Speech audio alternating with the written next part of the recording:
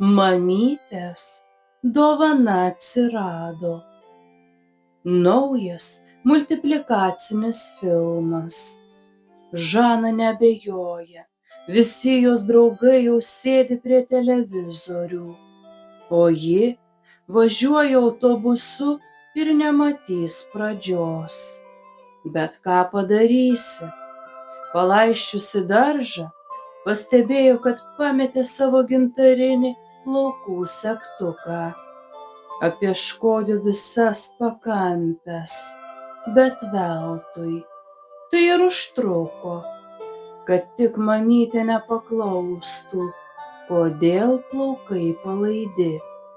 Greičiau, autobuse, greičiau! Pagaliau lauktoji stotelė. Tuoj Žana bus namie ir žiūrės televizorių. Prasigrūdusi pro žmones ji dumia namo, bet staiga sustoja. Tikrai, stovi ir žiūri į mažą sraigę, tikriau sakant, į jos namelį, kuris lyg rudas akmenėlis, vienišas kėpso ant šaligatvio. Tiesiog nuostabu, kaip žmonių kojos jos nesutraiškė. Žana pasilenkia. Kaip sraigė čia atsidūrė, arti nei žolės, nei krūmų. Gal todėl ji ir lindi savo namelyje. Kas jos laukia, liūdnai galvoja Žana. Bet štai, iškišusi ragučius, ji šliaužia tiesiog pas mergaitę. Prie Žanos basučių prilipę žolės stiebeliai. Ką daryti? Filmas neišeina iš galvos, bet per kojas sliuogia mažas paklydėlis, kuriam reikalinga pagalba.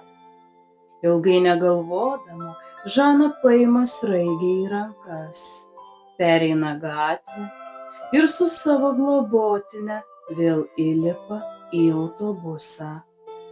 Netrukus abi keleivės privažiuoja kolektyvinius sodus.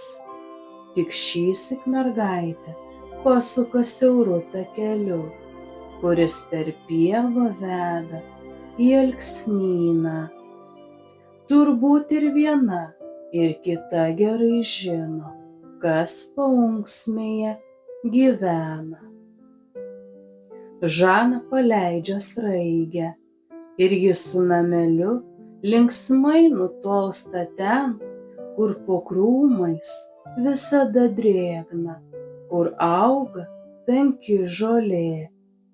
Pagelbėjusi sraigiai, Žana pamažėle grįžta atgal. Eidama pro savo sodą sustoja. Ji netiki savo akimis. Ant takelio guli pamestoji mamytės dovana, gintarinis plaukų segtukas.